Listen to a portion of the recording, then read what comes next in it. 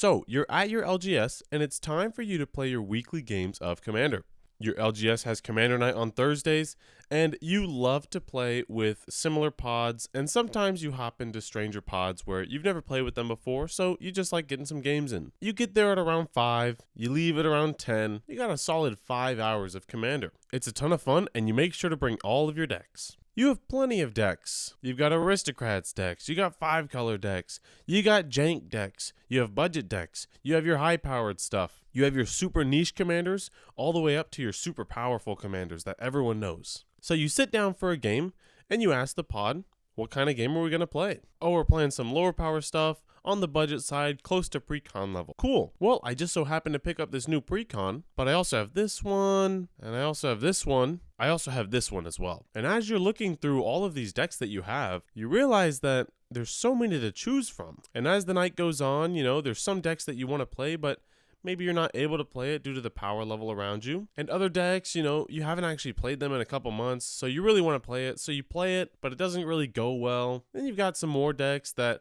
you just haven't really touched in a long, long time. This is a little bit of a problem. You have so many decks, but not enough games to play them all. I have seen on YouTube so many of these breaking down my decks, breaking down my commander decks, ranking my decks from 1 to 20. Here are my decks in a tier list. I've seen a lot of these videos on YouTube, and trust me, I really like them. I think people are super creative, and just like them, I love buying more Magic cards, and I love making decks. There's just one slight problem, and that problem is time. There's only so much time you have in order to actually play your decks. Like the example I gave before, if you show up to your LGS at 5 and you leave at 10, that's on average around 5 to 6 commander games a week. Now let's say, to be generous, you actually go twice a week with the same time period. That's around 10 to 12 games a week of commander that you're playing. If you have upwards of 15 to 20 decks, it is literally impossible to play all of your decks. You will not play all of your decks in 1 week. Now, if you're playing decks multiple games out of these sessions, it becomes that much harder to even play all of your decks within the span of 2 weeks, sometimes 3 weeks, and even sometimes a month. Also, depending on the amount of decks that you have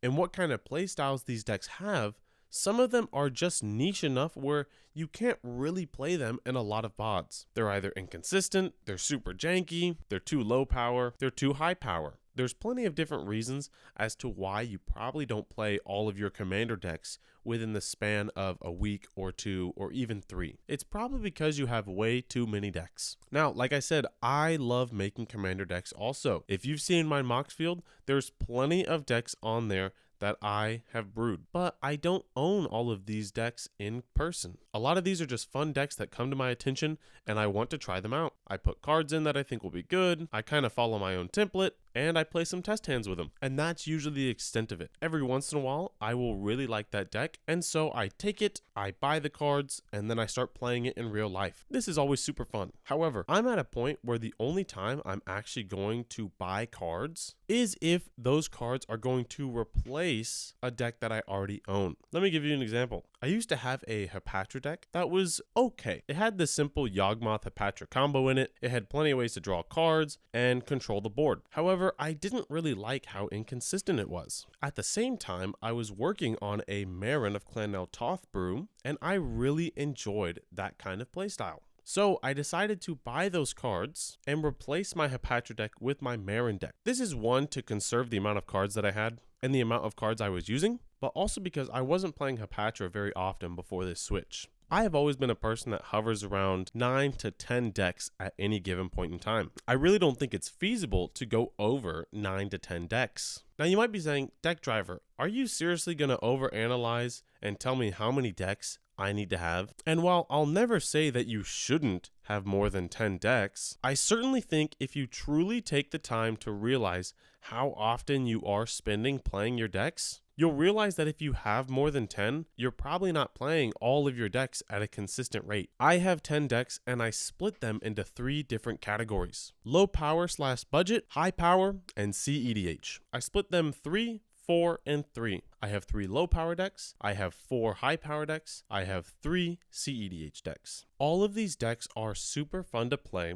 and I play all of them consistently. If I ever wanted to play another deck or add a new deck to my lineup, I would simply edit the decks that I already have in order to take cards that I might need, or take cards that I don't have, or take cards that I don't have multiple of, and put them into this new deck, this new brew. This is 1, to conserve cards and save my money, but 2, because every single time you add a deck to your lineup, you're essentially taking away a game that you would otherwise play with a different deck. Having 15 to 20 decks at one time is really hard and usually very, very expensive. With all of my decks, I know exactly what cards are in each of them. I know how to play each of them at a very high level. I know the lines in these decks. I know how the commander works, and I know what I'm going for.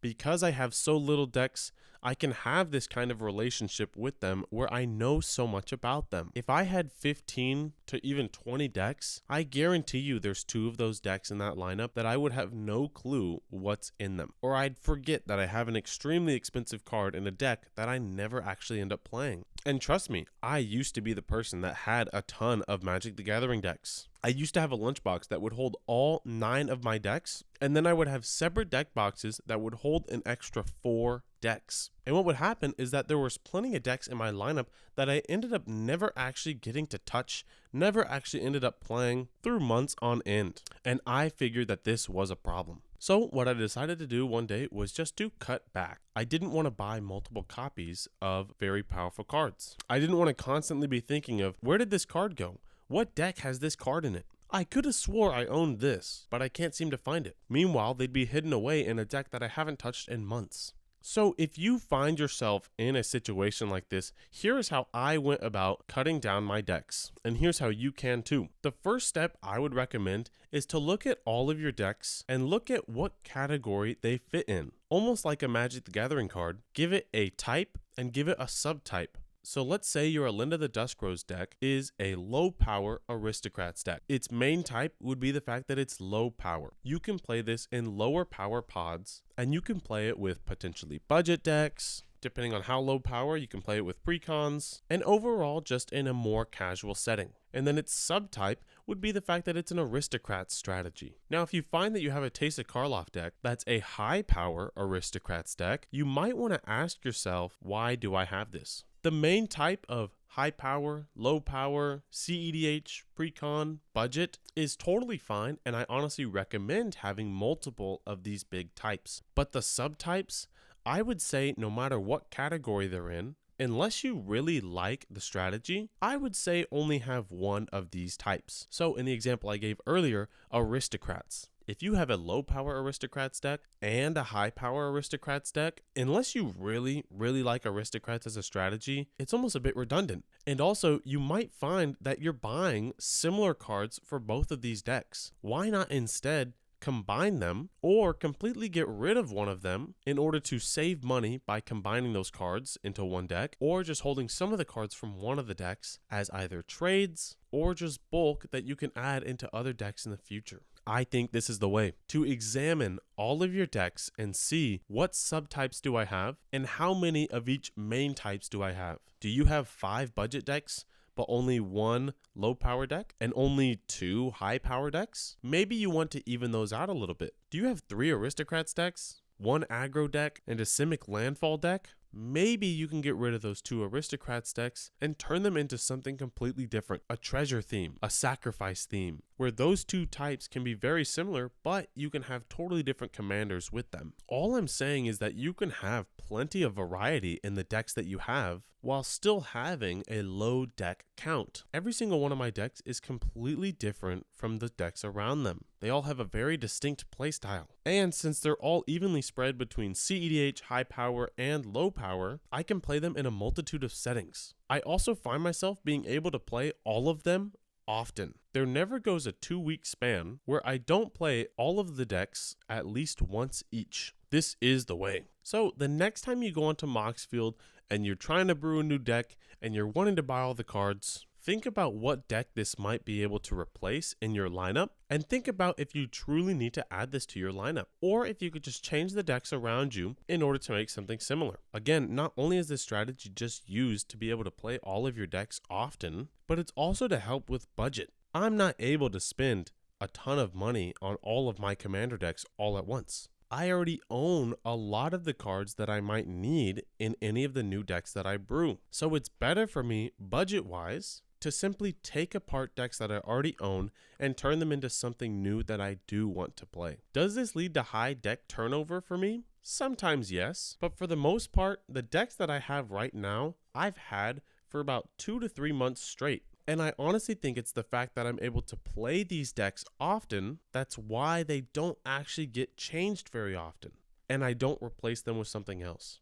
Because I like playing all of my decks and I get to play all of my decks. But that's just my strategy. You can do whatever you like. Thank you guys so much for watching. I hope you guys enjoyed this video. Please leave your comments down below. Am I completely wrong? Should you be able to hold 30 commander decks at once? Are you going to live by the fact that you have 5 different aristocrats decks? Go right ahead. This is just my opinion. Thanks for watching.